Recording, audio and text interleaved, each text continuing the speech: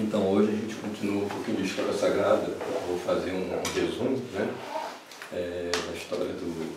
Nós vimos na semana passada um pouquinho da história do povo hebreu, né? A partir de Eve, descendência Abraão, né? E depois a promessa de Abraão, e essa promessa de Abraão ela vai recair sobre Isaac, né? Então Isaac vai ter dois filhos, né? Esaú e Jacó, e a gente verificou também que Esaú, que era o filho primogênito, né? Era ele que deveria receber a bênção do pai. Isso significaria o quê? Ele recebendo a bênção do pai significaria que seria a descendência dele que viria trazer à luz ao mundo o Messias, né? Ou seja, a encarnação do Verbo Divino, nosso Senhor Jesus Cristo. Mas o problema foi que Esaú, como era mundano, a gente pode ver bem isso aí no livro de São Luís Maria de Guiafort, que ele usa muito como figura, né, de exemplo, a figura de Esaú e a figura de Jacó, para mostrar que as pessoas mundanas, né, que gostam muito do mundo, elas são muito exteriores, então elas gostam muito de viver no mundo, né? E as pessoas que são de Deus, elas são mais interiores. Então ele dá esse exemplo, né? O Esaú era mundano, o Esaú gostava era do mundo. E é por isso então que ele vai abrir mão, né, do direito de primogenitura dele por um prato de lentilhas, né? Então, a partir daí, a promessa vai recair sobre Jacó, né? Bom, Jacó então, ele vai mudar o nome dele, né, para Israel. Na verdade, esse nome, quando acontecem essas mudanças de nome na Sagrada Escritura, é Deus que muda, né? Sempre é Deus que muda o nome, né? E no caso aqui, né, tem aquela passagem misteriosa de Jacó, ele passa a noite toda em luta com um anjo, e por isso então ele vai receber esse nome, né? Israel significa forte com Deus, né? Daí então agora a gente passa a falar em israelitas, não mais em hebreus, né? Porque agora a promessa da vinda do Messias, ela vai recair sobre Israel. Israel, que se chamava antes Jacó. Então essa história sagrada, nós contamos ela para mostrar justamente todo esse desenho que Deus vai construindo, para mostrar da onde que vai nascer o Messias, da onde que vai nascer Jesus Cristo, né?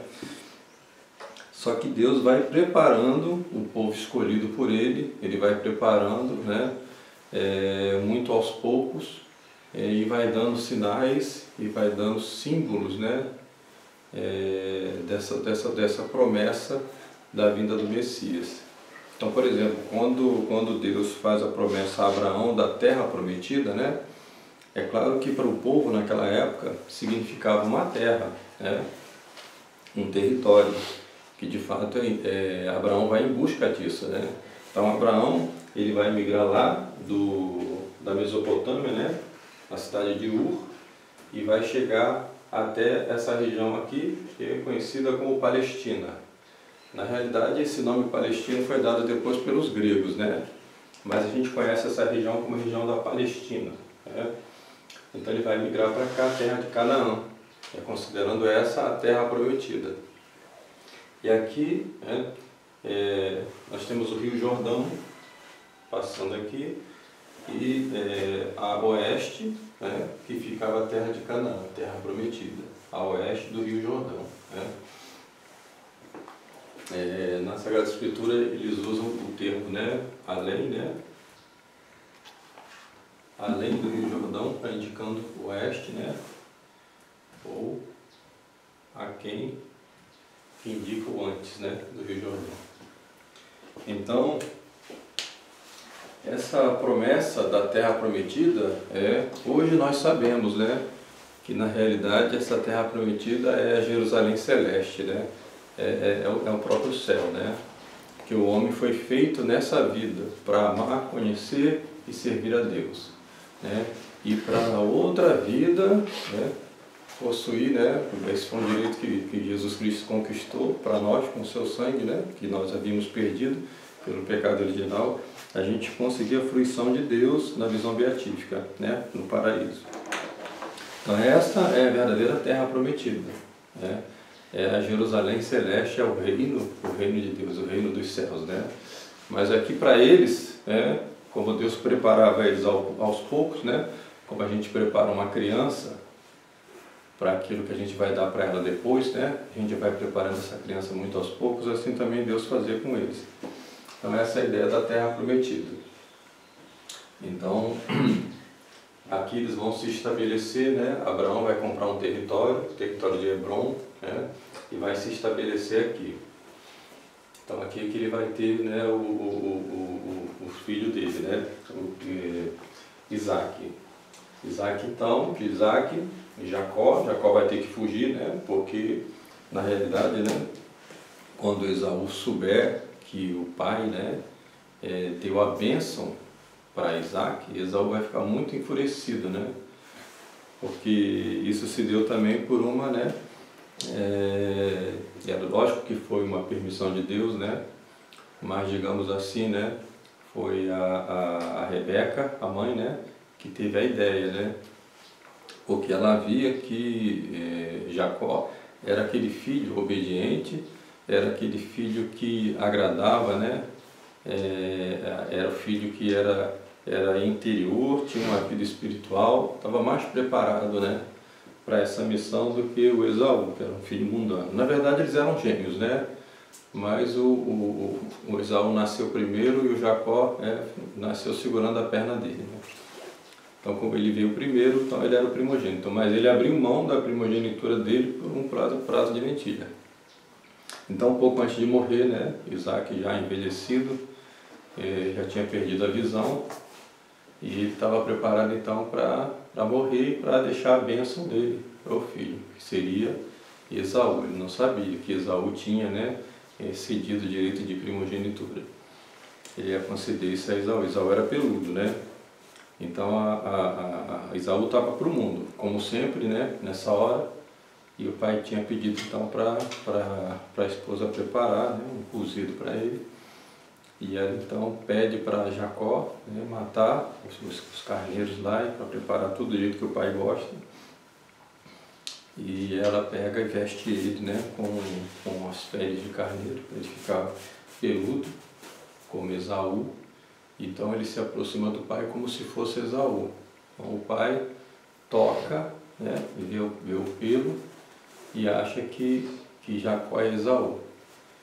Embora ele reconheça a voz do Jacó, ele fala, engraçado, a voz é do Jacó, mas pelo pelo aqui eu sei que é Esaú. Aí ele vai e concede a bênção, né? Dessa maneira. Então depois, quando o Esaú descobre, né, ele fica enfurecido e vai reclamar com o pai. Mas é interessante notar isso, que o pai, o velho Isaac, ele não volta atrás. Ele não diz assim, não, então, pera lá, fui enganado, vou desfazer. Não, ele mantém, fala, não, o que eu fiz está feito. Aí o Esaú tenta matar o Jacó, por isso o Jacó tem que ir embora, tem que fugir, né? Bom, então, vamos falar hoje um pouquinho, né, das chamadas 12 tribos de Israel, né? Porque a partir de Jacó, a gente já não fala mais hebreus, a gente vai falar israelitas, né? É o povo de Israel, tá bom? Então a gente não pode primeiro confundir israelita com israelense, né? Israelenses são aqueles que hoje vivem no estado de Israel, né? E que na realidade, né, pouco ou nada tem a ver com isso daqui, como a gente vai vendo depois, né? Então aqui nós falamos do povo israelita, né? São os 12 filhos de Israel, os 12 filhos de Jacó. Então, Ruben, Simeão, Levi, Judá, Dan, Naphtali, Gade, Aser, Issalá, Zebulon, José e Benjamim, né? A história de José é bem conhecida, né? E José, o Benjamim não era nascido ainda, então ele era o filho mais novo, né? E Deus agradou-se, né, de José, porque percebi que justamente, né, era aquele que era mais interior, né, aquele que tinha uma vida mais voltada para Deus do que os outros. Os outros eram mais mundanos, né? Então, por isso, Deus vai dar alguns dons para José. E, sobretudo, né, o dom dos sonhos e de interpretação dos sonhos. Então, José vai ter um sonho no qual, né, os irmãos se ajoelham diante dele. E ele conta esse sonho e os irmãos ficam muito irados com ele, né? Porque dizem assim: você é o mais novo, como é que você... O que você está pensando, né? Você vai um dia que nós vamos nos ajoelhar diante de você. Então os irmãos, eles passam a detestar o José e passam a pensar num plano para se livrar dele. E de fato vão fazer isso, né? Vão sair para uma caçada, né?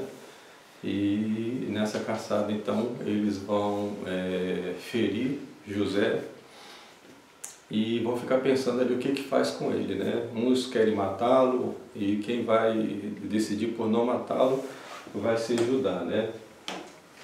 Judá vai decidir não matar José e eles vão deixar José dentro de uma cisterna, dentro de um buraco, né? Até decidir o que faz com ele. E depois vão decidir vendê-lo para uma caravana que passa por ali, né? Se não me engano, eles vendem primeiro para os edomitas, depois para os amalequitas, né? Aqui, dos edomitas para os amalequitas, e depois é que ele vai ser vendido para o Egito. O Egito está bem aqui embaixo, né? E pegam as vestes de José, né, sujam de sangue de algum animal morto, né, e depois voltam para casa dizendo que durante a caçada José se perdeu e eles acharam as vestes dele ensanguentadas, daí tiraram a conclusão de que ele teria sido devorado por alguma fera. Então o pai fica entristecido, né, pai, o Israel, e José é dado como morto. No entanto, José acaba parando no Egito, né, então a história já é bem conhecida, né. Ele vai trabalhar na casa, de um homem muito rico no Egito, chamado Potifar, né? E ele era um rapaz belo, e a esposa de Potifar vai logo se interessar por ele, né? Por José.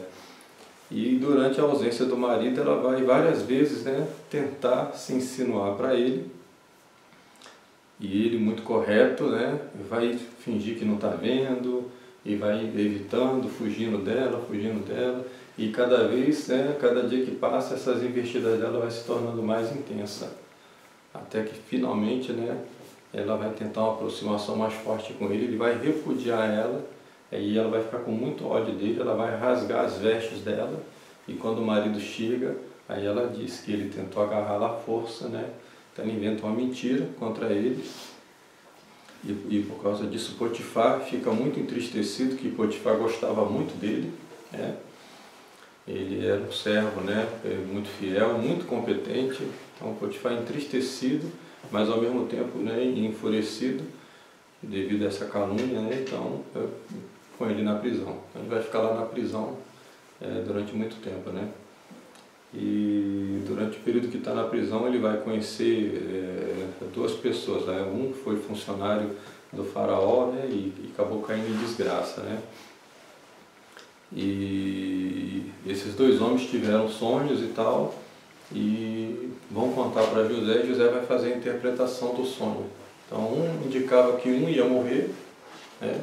E que o outro ia ser solto, e ia ser posto em liberdade. E de fato acabou acontecendo isso, né? Um acabou sendo morto e o outro foi posto em liberdade. E esse que foi posto em liberdade voltou, né, a gozar, né, das boas graças do faraó, mas esqueceu-se de José completamente. E José tinha pedido a ele que assim que ele fosse posto em liberdade, que ele pedisse ao faraó que libertasse José, porque José estava preso injustamente.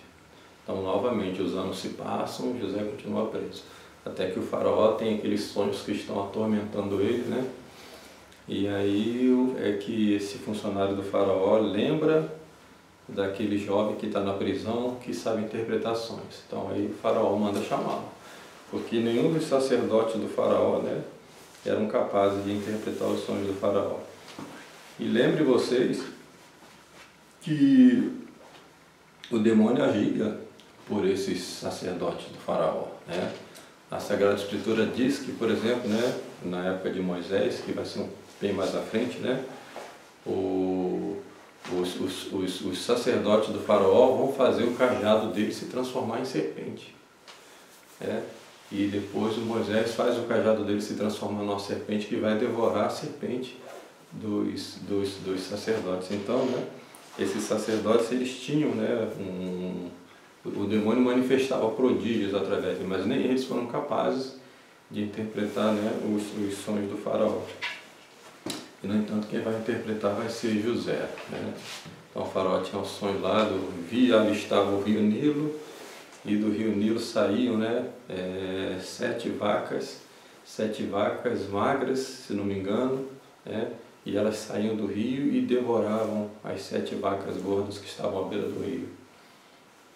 Então o José interpreta isso, né, como sendo, vai haver uma época, né, de fartura no Egito, que vai durar 7 anos, e depois vai vir uma época de fome, de seca, né, de muita fome, que vai durar mais 7 anos. Por isso que a gente fala hoje, né, época das vacas magras, né, quando a coisa não vai bem, a gente usa essa expressão, né. Então, de fato acontece isso. Então, durante os 7 anos, né, o faraó põe José sob a administração, né, e José então aproveita os 7 anos de fartura para produzir bastante e estocar o alimento, deixar estocado, manda construir, né, celeiros e tal, para deixar todos os cereais bem guardados, para quando viesse os 7 anos de fome, né, o Egito não passa necessidade. Mas acontece exatamente assim. Então por isso o José vai, né, assumir um alto posto no Egito, vai se tornar um ministro muito importante no Egito. E é por causa de José que o povo de Israel acaba vindo para o Egito, né? Eles vão acabar migrando para o Egito, porque esse período de 7 anos de fome não vai ocorrer só no Egito, né? Vai ocorrer em toda a região da Palestina também. Então ficou impossível a vida, né, para os filhos de Jacó, de Israel, né, continuarem aqui. Por isso eles vão ter que ir para o Egito, né? O Egito é o único lugar onde tem alimento naquele período. E eles vão para lá e tal. José os reconhece, eles não reconhecem José, então José prega uma peça neles, né? Então José concede a eles o que eles precisam, né? Manda eles embora, mas põe lá um objeto valioso dentro da saca, né, de mantimentos, e depois manda o guarda atrás. E o guarda vai, revista, tal, encontra o objeto e leva eles como prisioneiros. Então José prega uma peça neles, porque José quer justamente, né, o arrependimento deles. Então José vai provocando esse arrependimento neles, né? Então José sabe que eles têm um irmão, que ele não conheceu, que é o Benjamim, que nasceu depois, né, da prisão de José. Então José quer conhecer o mais novo, manda trazer o mais novo, Benjamim, né? E os irmãos se relutam um pouco, né, porque o Benjamim era, né, agora era o filho caçula, né, e o velho ia ficar muito triste, né, mas eles acabam aceitando, né. E depois José manda prender Benjamim. E aí exige que eles tragam o velho, né. Aí depois que são todos ali, aí é que assim ele vai se revelar como sendo José, o irmão deles. Aí acontece a profecia que ele teve no sonho. Todos se ajoelham diante dele, né? Como ele tinha sonhado quando ele era mais novo. Então eles vão viver um período no Egito, né? E esse período no Egito, a história do Egito, né, de um modo geral, ela é dividida, né? Então você tem o Antigo Império,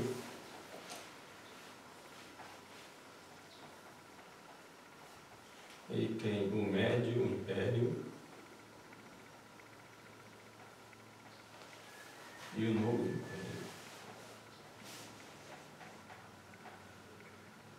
Então, o Antigo Império é a época de formação do Egito.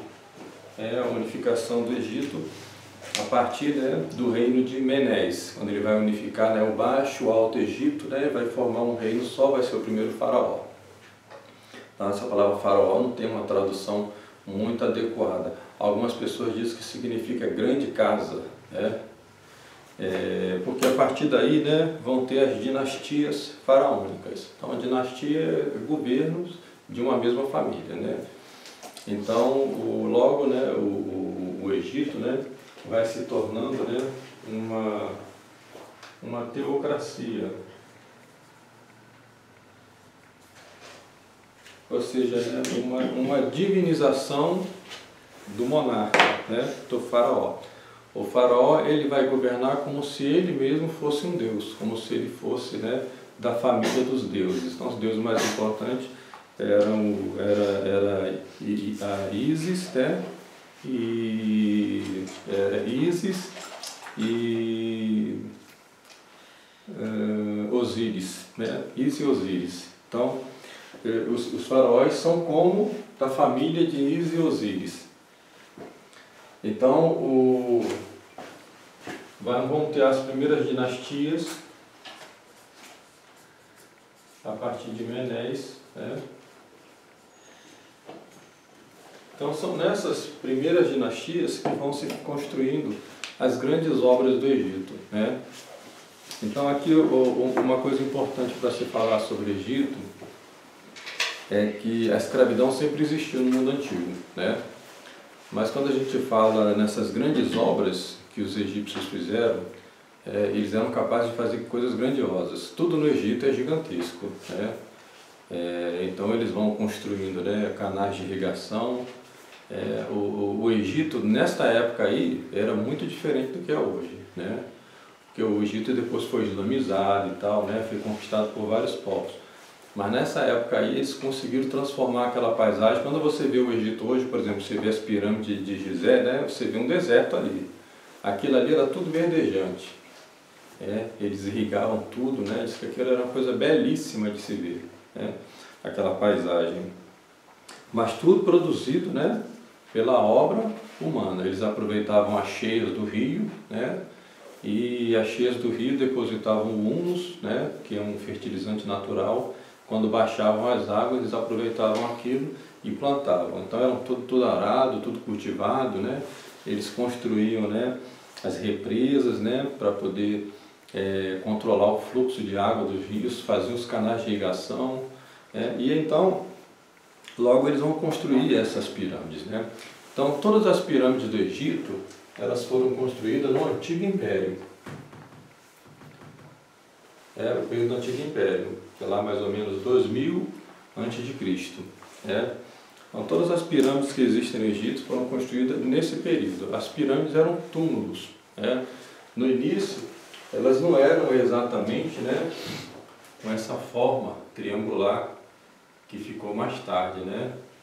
Elas eram imperfeitas, né? Tinha uma base larga que ia, né, ia afinando. Eram chamadas de mastabas. A ideia era fazer um túmulo, né, o faraó, que era considerado um deus, mas eles tinham, né, uma noção de vida após a morte, né? Então morria, né, ia para o submundo, né, para o mundo debaixo da terra, e ali fazia uma viagem. Então para isso existia um livro chamado Livro dos Mortos, né? Esse Livro dos Mortos era um livro que ensinava como é que você deveria proceder nessa viagem até chegar no tribunal de Osíris. Então toda a alma era julgada por Osíris. Então eles tinham já a ideia, né, de um julgamento após a morte. É claro que quando a gente fala em julgamento, nós estamos pensando em leis, né? Então, por isso é que a gente vê como é que é toda essa ideia, né, de religião, e como as leis estão associadas à religião. Aliás, toda a vida está associada, né, à religião, né? Toda a construção do mundo antigo está relacionada à religião. Eu sempre insisto nisso. porque sem isso a gente não consegue entender esses povos. Então eles acreditavam em vida após a morte e acreditavam no julgamento após a morte. Esse julgamento era feito por Osíris. Então nesse julgamento existia lá uma balança, né, e era colocado, né, uma pena num prato da balança e no outro prato o coração da alma. Isso para ver as virtudes daquela alma, né? Então a pena praticamente não tem peso, né? Então se o coração tivesse, né, não pendesse na balança, que o peso fosse equivalente ao da pena, é porque era uma alma de boa moral, de boa índole. Então ela ganhava o retorno à vida. Aí entra uma espécie de metempsicose com ressurreição, né? Porque aí a alma voltaria para aquele mesmo corpo, como prêmio. Então, para isso, então, eles tinham um cuidado muito grande para manter aquele corpo preservado. Então, por isso é que eles faziam as múmias, né? As múmias eram técnicas de preservação do corpo e funcionavam muito bem. Que ainda hoje se encontra múmias, né? É claro que dentro do possível, né? Mas a gente ainda consegue ver traços assim, né? Que dá para ter uma boa noção de como a pessoa era. Múmias de 3.000 anos, né? Então eram muito eficientes essas técnicas de mumificação. Mas justamente para isso, para preservar o corpo, esperando, né, o retorno dessa alma. Então, como eles achavam que a partir daí, né, esse imperador iria reinar novamente, né, nesta nova vida, então geralmente era sepultado ali com ele na pirâmide, né, todos os bens dele, todas as riquezas, né, os tesouros, ouro, tudo, né, e os escravos também. Eram ali e ficavam enterrados vivos dentro da pirâmide. Então, quando a gente vê uma pirâmide do Egito, a gente vê que ele é amontoado de pedra, né? E era uma coisa assim, porque cada pedra daquela pesa 1 tonelada, né? E eram pedras muito cortadas, né? E transportadas, porque o local onde elas eram retiradas era longe do platô onde elas eram colocadas, né? E elas tinham que ser empilhadas umas sobre as outras, né? Então você vê, por exemplo, a Grande Pirâmide, deve ter mais ou menos uns 300 metros de altura, né? Deve ter mais de 1 milhão dessas pedras empilhadas, né? Então você fica imaginando como é que eles conseguiam fazer uma coisa dessa, né? Então aí tem várias, né? Várias teorias, né? Várias teorias, né? Eu acho que uma das mais plausíveis é que eles, né? Eles faziam.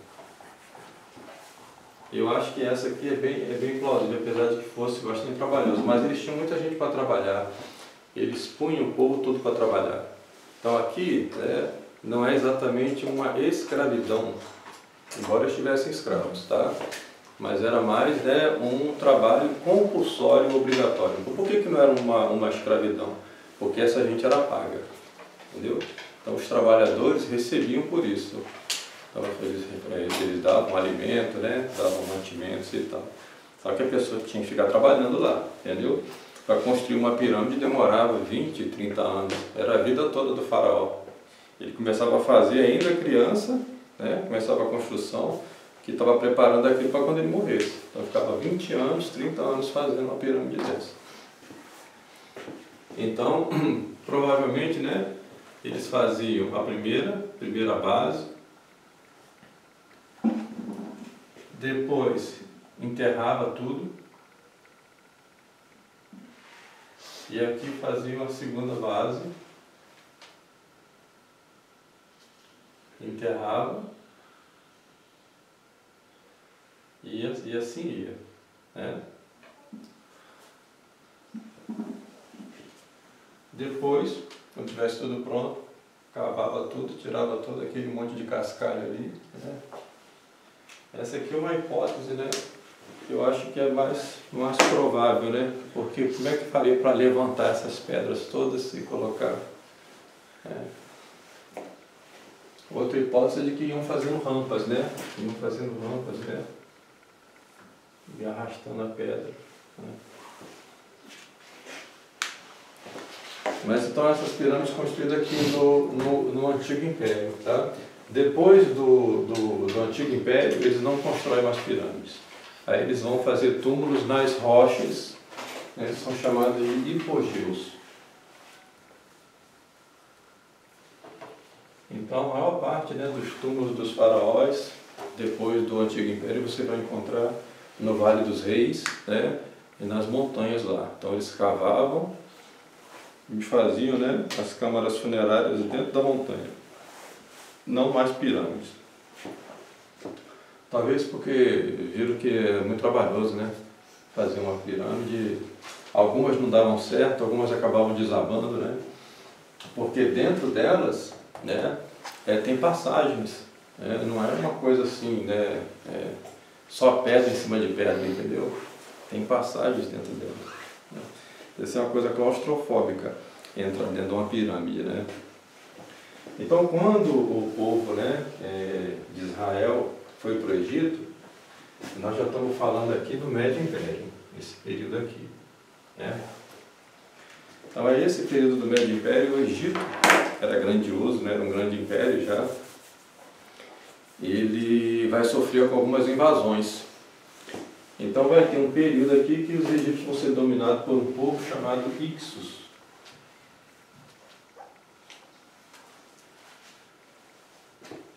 Então alguns historiadores dizem que é mais ou menos nesse período aí, né, dessa dominação dos Hyksos, que os faraós vão começar a escravizar o povo de Israel. Então o povo de Israel vai ser feito escravo, né? Então lembrando a vocês, né, quem que era o povo de Israel? A descendência dessas 12 tribos aqui, tá? E uma coisa importante que eu esqueci de falar, vocês vão ver aqui esse mapa aqui, né, onde vai ser distribuído as 12 tribos. Isso aqui já é depois de Moisés, né? Vocês vão ver aqui que aqui não tem José. Por quê? José teve 2 filhos, Manassés e Efraim. Esses 2 filhos de José, eles foram adotados como filhos de Israel, de Jacó. E vocês vão ver que Manassés, ele teve direito, olha o território dele. Ele ficou com 2 territórios. Se você parar para pensar bem, né? Ficou bem mais do que os outros. E o Efraim vai ter direito, né? Ele vai ser elevado à categoria de primogênito. Então ele vai ter direito a usar o nome de Israel. Então isso aí vai ser importante para a gente entender por que essa parte de cima aqui depois vai se chamar Israel. E essa parte de baixo vai se chamar Judá. A gente vai falar disso daqui a pouquinho. Então eles vão ser feitos escravos, né? E aí Deus vai enviar Moisés para poder libertar eles do cativeiro, né? Então Moisés novamente aquilo que eu disse, né? É uma figura de nosso Senhor Jesus Cristo. Assim como José também, né? Por que José é uma figura de nosso Senhor Jesus Cristo? Porque lembre-se, né? José foi vendido, né, como escravo pelos seus irmãos. Nosso Senhor Jesus Cristo foi vendido por um preço de um escravo, né, porque naquela época 30 moedas de prata era o preço de um escravo, justamente, né, por seus irmãos, e foi morto por seus irmãos, pelos seus. Então por isso que Deus está mostrando, né? Então por isso que a gente diz, José é uma figura de Jesus Cristo, assim como Moisés também. Moisés é ser o libertador, né, do povo, né? Então Moisés vai acontecer, né, aquelas pragas do Egito para que o faraó, né, liberte o povo. Então isso aqui também é uma lição importante na história, né, para dizer que o pecado do rei, ele recai sobre o povo, né? O pecado do soberano recai sobre o povo. Se o rei se converte, né, aí o reino vai ser próspero. Agora, se o rei tem um coração duro, não se converte, o castigo o castigo que cai sobre ele, cai sobre o povo também. Então, por isso, então, Deus vai enviando as pragas gradativamente, né, para ver se justamente o faraó abandona, né? Porque o problema aí era novamente, né, aquilo que nós vimos naquela aula sobre a cidade antiga, né, da guerra de deuses, né? Lembra que quando um povo ele ia guerrear com outro povo, a primeira preocupação era destruir o Deus do outro, ou pelo menos, né, tentar trazer o Deus do outro para o seu lado, né? Então eles faziam uma série de rituais e tudo, né? Ofereciam, né? Faziam oferendas e tal, para ver se o Deus do inimigo passava para o lado deles. A primeira preocupação deles era com isso daí. Então o faraó tinha seus deuses, né? Ele era considerado um deus, né, da família de Osíris. Então ele não podia aceitar que houvesse um Deus mais poderoso do que ele. Então ele só vai ceder no final, né, quando acontece a morte do primogênito, né? Então aqui nós temos um outro sinal, né, de nosso Senhor Jesus Cristo, né, da vida de nosso Senhor Jesus Cristo. Porque é o sangue do Cordeiro, né, que é colocado na porta dos israelitas, né, é que vai salvar os seus primogênitos. Assim como é o sangue de nosso Senhor, né, é que vai salvar, né, a humanidade. Então aí sim o faraó vai ceder e eles vão ser libertos, né? E depois o faraó se arrepende dessa decisão e manda, né, os soldados irem, e então eles vão fazer a travessia do Mar Vermelho, né? Milagrosamente o mar vai se abrir e eles vão fazer a travessia do Mar Vermelho. Então aqui nós temos também uma outra referência a nosso Senhor Jesus Cristo, né? Por quê? Porque saindo da escravidão do pecado, né? Nós saímos da escravidão do pecado, representado pelo Egito antigo, né? Nós vamos agora atravessar o Mar Vermelho, e esse Mar Vermelho é o sangue de Nosso Senhor. E é interessante que chama Mar Vermelho, né? É Mar Vermelho. Então, por que chama Mar Vermelho, né? E tem várias teorias que dizem, né? Tem uma teoria, eu acho um tanto quanto absurdo, eu li no livro do Paul Johnson falando sobre isso, né? Que é simplesmente um erro de tradução, que deveria se chamar Mar dos Juncos, né? E em inglês seria reed. E na hora de fazer a tradução ficou... está no livro do Paul Johnson, eu acho um tanto, né, exagerado isso aqui, né? Outro diz que é por causa da maré vermelha. Tem uma época, então, tem aquelas algas, né, que ficam mais avermelhadas e tal, então por isso chamado de Mar Vermelho. Então esse Mar Vermelho representa o sangue de Nosso Senhor. Nós estamos atravessando, saindo da escravidão do pecado e vamos para a Terra Prometida, né? Vamos partir para a Terra Prometida. Então, lembrando essa parte do fogo sagrado, aí a gente entende melhor essa questão da primogenitura, né? Porque foi um castigo tão grande. Exato. A morte dos primogênitos, né? Porque no caso ali acabaria a religião dele. Exatamente. Acabaria de fogo sagrado. Acabaria. E aí viria, né, uma outra dinastia, né? Por isso que essas dinastias faraônicas elas duravam bastante e elas acabavam exatamente assim, né? Quando não tinha mais um sucessor, né? Então, mas elas duravam bastante, assim, dinastias que duravam centenas de anos, né? Mas uma vez que acabou o primogênito, aí vai ter um conflito interno para ter uma outra dinastia, né? Então, se não me engano, essa época aqui é a época do faraó Ramsés. Eu acho que Ramsés I ou Ramsés II, acho que Ramsés II, né? Depois vai ter o terceiro, Ramsés III, que vai... Você repara bem também, né, essa semelhança de nome Ramsés com Moisés, né? Porque Moisés é o nome egípcio, né? Ele foi criado entre os egípcios, né? Na corte egípcia, né? Então, quando eles saem do Egito, eles vão em direção à Terra Prometida, né? A Terra Prometida aqui, Canaã, né?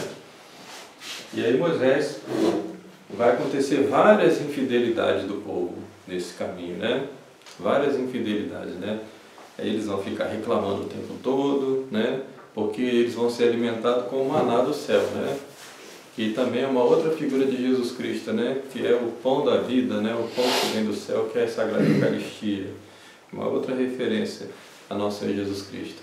Só que eles vão cansar do maná do céu, né? E vão sentir saudade das cebolas do Egito. Isso é uma recorrência na história da humanidade, né? Porque os rigores da vida de santidade, né?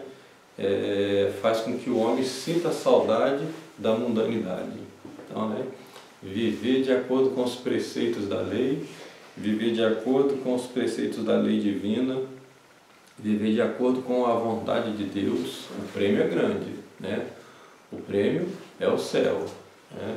Se a gente parar para pensar, né? O sacrifício é pouco com relação ao prêmio. Só que como eles vão falando também naqueles vídeos, né? Daquelas palestras, que o período de depois da quinta idade vai ser muito pequeno, o período, né, de bonança, digamos assim, justamente porque as pessoas ainda vão estar muito ligadas a essas coisas de até tecnologia e tudo, e eles vão saber como faz, então eles vão voltar para aquilo e vai vir uma recorrência, sempre dá essa, né? Na Idade Média se dizia assim, né? Como o cão, né? Que volta para comer o vômito, né? Então é assim com o pecado, né? O homem ele acaba sentindo saudade do pecado e aí ele volta tudo de novo. Então isso vai acontecer várias vezes, por isso eles vão ficar 40 anos no deserto, né? Então, até que vão estabelecer lá o culto ao bezerro de ouro. Então aí começa, né, a apostasia, que é o que eu vou falar com vocês, né?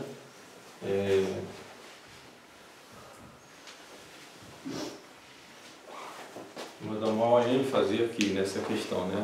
Então a apostasia, né, é a renúncia da fé, né? Se você tem uma religião verdadeira, né? Então prestem bem atenção nisso, né? Na realidade, né, só existem duas religiões no mundo, né? A gente fala assim, mas que maluquice é isso, né? Falar que só tem duas religiões, né? Pô, tem um monte de religião aí, religião hindu, religião budista, tem religião islâmica, religião judaica, um tanto de religião. Acontece que só existe uma que é verdadeira, que foi revelada por Deus, e todas essas outras aí se resumem a uma mentira, né? Então são falsas religiões, né? Então é por isso que, né, na Sagrada Escritura, logo no livro do Gênesis, vai dizer, né, que Deus diz para a serpente: espalharei inimizade entre a tua descendência e a da mulher. Então aqui Deus deixa marcado um conflito, né? Então há uma guerra, né, entre a descendência da mulher e a descendência da serpente. Então, na realidade, a história da humanidade é uma guerra, é um conflito, né, religioso. Tudo isso que a gente vive hoje no mundo, todas essas tribulações que nós passamos hoje, né, e esses ataques recorrentes à lei divina, e é o que está levando muita gente, né, a buscar a tradição, é justamente o resultado dessa guerra, né, que acontece. E é por isso que nós temos que nos posicionar diante dessa guerra. Por isso que a Igreja Católica, ela aqui nesse mundo é chamada de igreja militante, né? Então é uma guerra. Agora, observa bem, né? Esta guerra foi Deus que estabeleceu. Essa guerra entre a descendência da mulher, a religião verdadeira, e a descendência da serpente, a falsa religião. E essa guerra não somos nós que vamos vencer e vamos pôr fim a ela. É uma ilusão pensar assim, né? Muita gente se enganou com isso, né? E aí acaba, né, indo para a heresia. O que nós temos que fazer é combater, né? Nós vamos morrer lutando, para a gente não cair na apostasia. Então foi isso que aconteceu com o povo, né, de Israel. Eles caem em apostasia. O que é apostasia? É você renegar aquela religião verdadeira, falar, não, essa religião é dura demais, né? As exigências dessa religião são duras demais, isso aqui não serve para mim. Não é possível que Deus exija tanto de mim assim. Não é possível que eu tenha que sofrer, né? Não é possível que eu tenha que passar por privações, né? Não. Eu prefiro uma religião mais fácil, mais agradável. Tal. Então é por isso que eles vão fazer o bezerro de ouro. Eles vão fazer o bezerro de ouro. E aí fica aquela questão, né? O que eles adoravam? O bezerro de ouro ou o ouro do bezerro? né?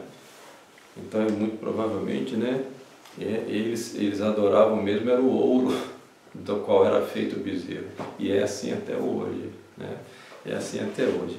Por isso, idolatria, né? O bezerro era só um símbolo, mas o que eles adoravam mesmo era o ouro. Entendeu?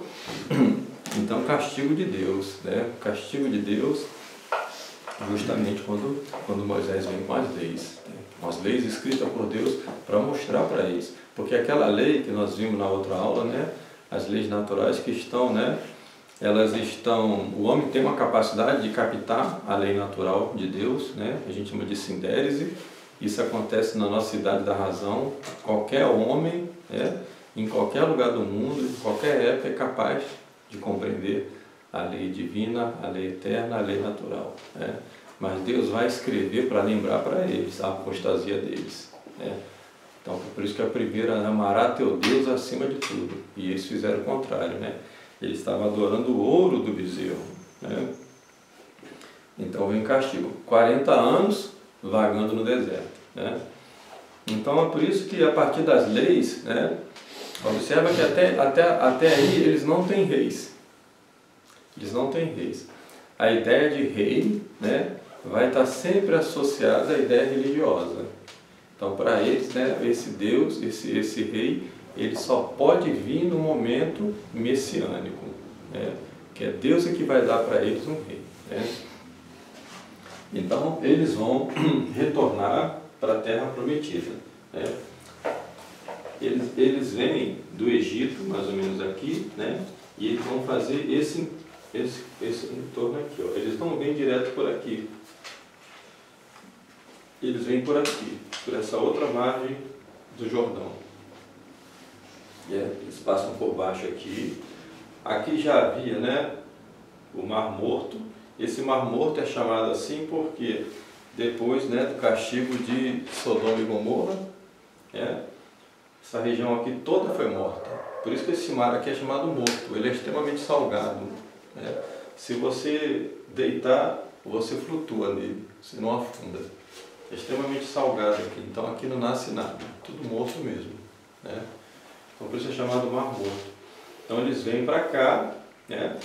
E aqui eles vão partir para a guerra contra os povos que ocupavam já essa região, né? Então essa região aqui a oeste do Jordão, nós chamamos de Palestina, é um nome grego, né? Os gregos vão dar depois, né? Eles vão lutar por ela, né? E aí alguns, né? Eles vão reclamando, né? O que vai ficar com cada um, né? Porque aí a questão do território, né? Ela vai estar ligada, aqui já não é como no mundo grego e no mundo romano, que a questão da terra estava ligada ao culto aos mortos. Aqui não, aqui está ligada à promessa de Deus, né? A promessa de Deus da terra prometida. Então, era para eles ir terra prometida aqui, ocupar só essa margem aqui, né, oeste do Jordão. Mas alguns vão reclamar também do território aqui. Mas aí Moisés vai dizer para eles, olha, vocês podem até ficar com o território, né, aqui aquém do Jordão, mas vocês têm que ajudar os irmãos de vocês na luta além do Jordão, né? Então eles aceitam, vão para a luta aqui, conquistam o território todo, né? Então eles vão fazer a divisão, né, de acordo com a descendência de cada um desses daqui. Então aqui nós já estamos falando aqui, né, mais ou menos uns... deixa eu ver aqui se eu tenho anotado aqui o período para a gente ter uma noção.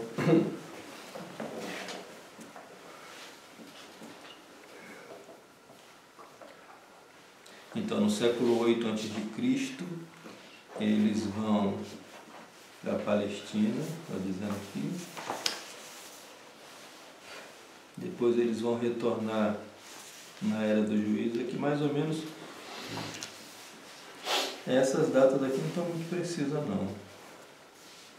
Não dá para considerar essas datas aí, não. Aqui acredito eu que é mais ou menos 1200 antes de Cristo, mais ou menos aqui, esse período que eles vão ocupando e vão fazendo essa divisão aqui de acordo com as tribos, né? Então vocês vão reparar também que a tribo de Levi não tem território aqui. Então você tem aqui, ó, tribo de Asser, Naftali, né? Aqui Zebulun, aqui Issalá, Manassés, com 2 territórios, Aquém, além do Jordão, Efraim, Benjamim. Aqui no território de Benjamim é onde fica Jerusalém. Aqui vai ser Jerusalém, né? Dan, Judá, né? Aqui é Simeão, Ruben, Gad e Manassés. Você repara que não tem, né, Levi. Porque os levitas, eles eram sacerdotes. Então aqui o sacerdócio, né, era um sacerdócio de sangue, né, e era legado aos levitas, né? Então os levitas, por serem sacerdotes, eles têm direito a um território em cada parte dessa, onde eles vão fazer os sacrifícios, porque aqui não existe um templo ainda, né? O templo vai ser construído depois. Então, como não havia templo aqui ainda, né, os levitas vão ter direito a pelo menos uma cidade em cada território desse, né, para poder eles oferecerem os sacrifícios. Sempre sacrifício de animais que eles ofereciam, né? Então aqui vai ser a época dos juízes. Aí você pega lá o livro da Sagrada Escritura, né? É a época dos juízes.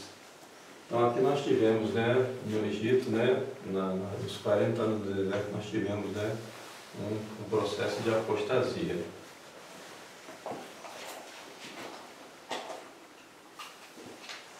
Então aqui nós vamos ter a época dos juízes, porque eles vão ser governados, né, de acordo com as leis que Deus deu a Moisés. Então é claro que essas leis, né, elas vão se diversificando, elas vão variando, né, vão tendo interpretações, né, vão variando. Nós temos os 10 mandamentos, né, mas acontece que, como a vida é muito complexa, né, esses 10 mandamentos eles vão se desdobrando em várias outras, né. Por exemplo, a questão de território, né, só podia herdar território entre as descendências aqui. Por exemplo, né, um descendente de Asser, ele não podia herdar um território nas terras de Manassés, sempre aqui, entendeu? Então isso aqui se mantinha, né? Então acontece que aí você vai ver no livro do Juízo uma espécie de ciclo também, né?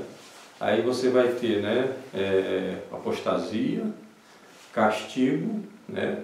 E depois Deus vai enviar um juiz. Então no período do juízo vai dar uma estabilizada, né? E aí depois da morte desse juiz, novamente, apostasia, castigo, novo juiz. Então você vai ter uma sequência desses juízes, né? Os mais famosos, né? Gedeão, Jefté, e acho que o último foi Sansão, se não me engano, né? Sansão, que era da tribo de Dan.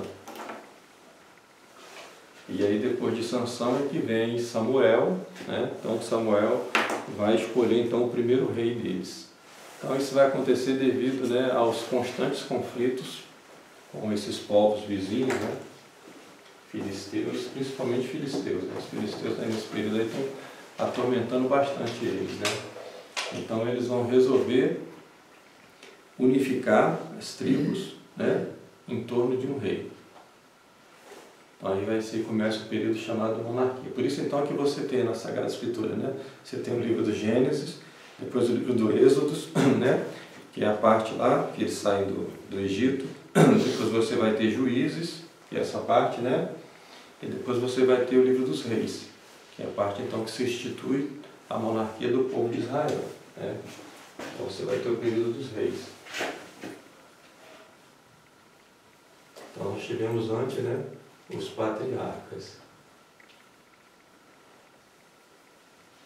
Depois juízes, depois reis. Aqui o período dos reis. Então o primeiro rei vai ser ungido, né? Então fazer unção, né? Porque para demonstrar que Deus é que, né, estabelecia, né, o soberano sobre a terra. Era um rei escolhido por Deus. E através de um representante de Deus, no caso aqui era Samuel, né? Então Samuel, profeta de Deus, vai escolher Saul. Saul vai ser ungido e vai ser o primeiro rei, né? Então Então aí Saul logo vai ter problema, né? Guerra contra os filisteus, né? E depois disso, né? Saul vai cair em apostasia, né?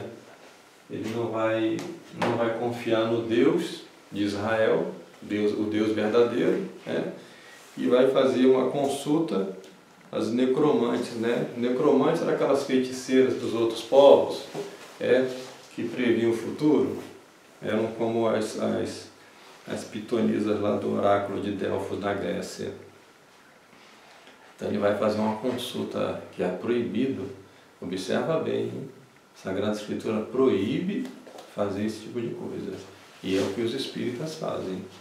Os espíritas fazem consulta aos mortos. Isso é proibido fazer, porque quando você vai fazer uma consulta aos mortos, não são os mortos que vêm, né? São os demônios que vêm se fazendo passar por aqueles familiares mortos para nos enganar, né? Então, os espíritas caem nesse erro, né? Isso é um pecado gravíssimo contra Deus, fazer consulta aos mortos, e é o que faz Saul. Então é por causa disso que Saul vai enlouquecer, como castigo, né? E vai perder o direito ao trono, e é por isso então vai ser escolhido Davi, né? Davi era filho de Jessé, e era o mais novo. Então, ele vai ser ungido, né? E depois ele vai, né? Ele era um pastorzinho, né? Era um pastorzinho que só cuidava das ovelhas, mas ele é extremamente habilidoso, né? Para enfrentar leão. Ele tinha uma chamava de fundo aquilo, né? É tipo como é que chama essa coisa que as crianças usam, né? Estilingue. Um estilingue, O fundo era mais ou menos assim, uma peça de couro, né? Ele usava essas pedras de rio, e essas pedras que são, sabe, muito densas, né? Arredondadas, né? Então ele espantava os leões, né? Mantinha os leões afastados das ovelhas. Então ele tinha muita habilidade com aquilo. E aí, nesse momento que surge essa guerra contra os filisteus, né? Então era interessante, né? Porque muitas vezes acontecia isso daí. Um guerreiro desafiava o outro. Falava assim, não precisa botar os dois exércitos para lutar. Luta dois homens. O que vencer, né?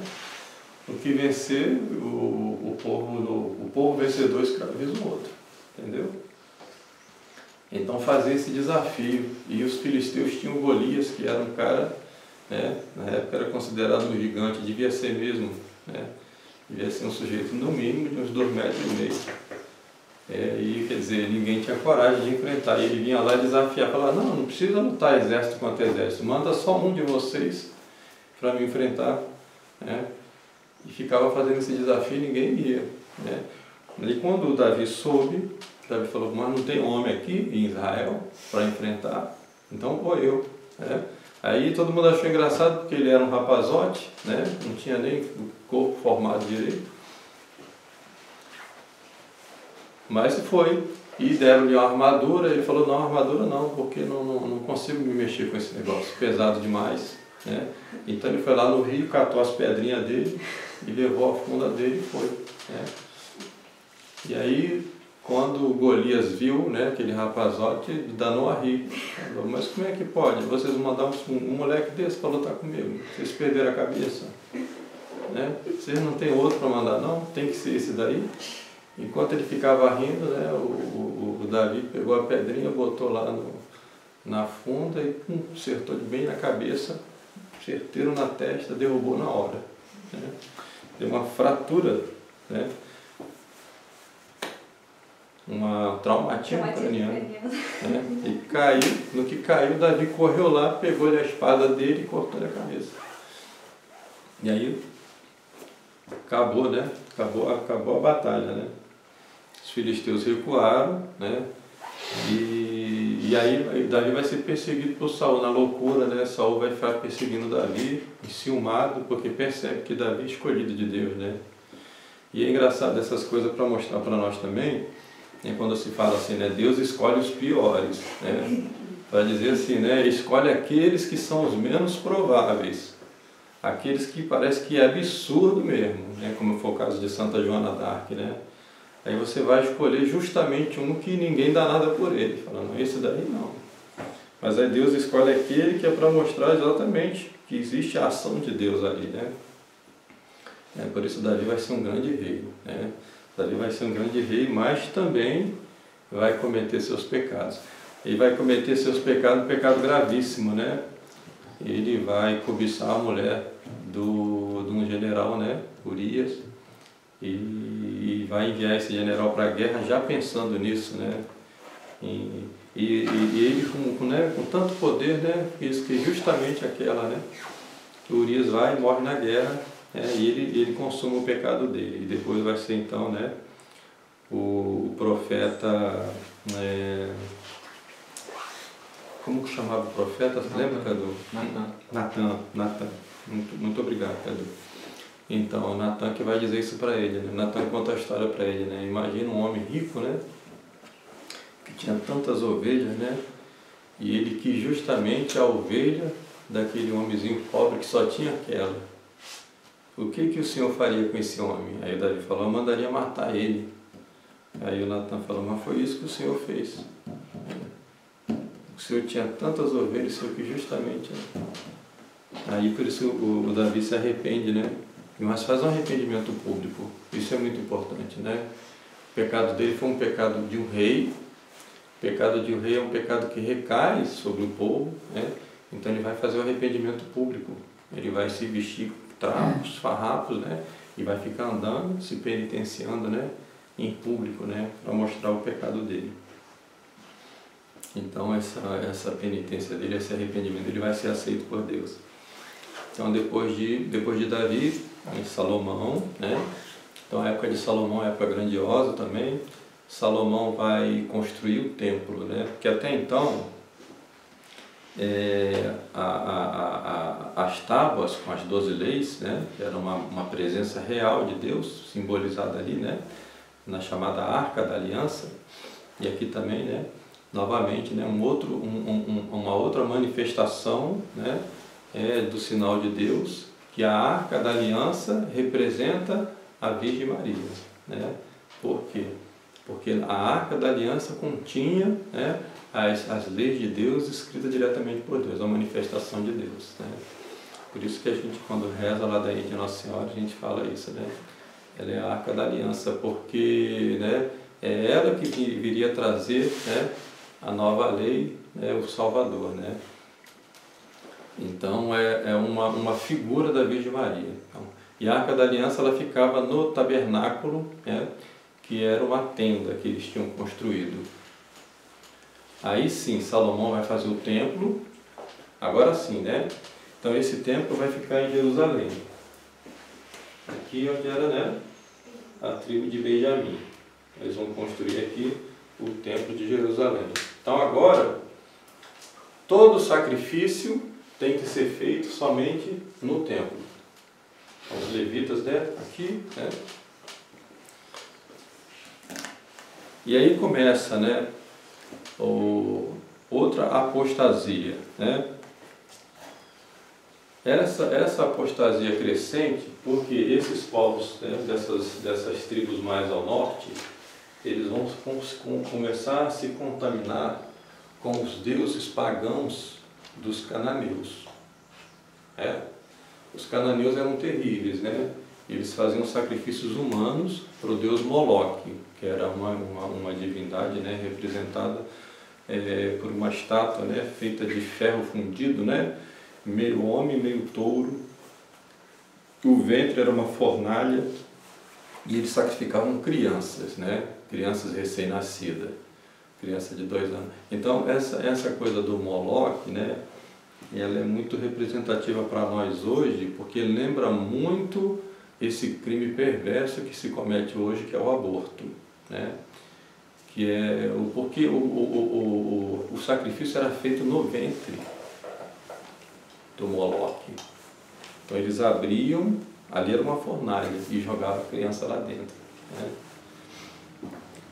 Então esse sacrifício de criança nós vemos nos nossos dias hoje, com essa coisa tremenda, né, horrível que é o aborto. Eu li um texto uma vez que fala que nenhum aborto, que todo aborto provocado, ele é uma oferenda a Moloque, é uma oferenda a Moloque.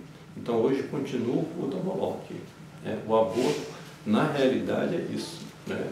Na realidade, é uma coisa dissimulada, mas trata-se de um culto a Moloque, né? Oferenda de criança. Né? Só que agora, né, é o ventre da própria mãe.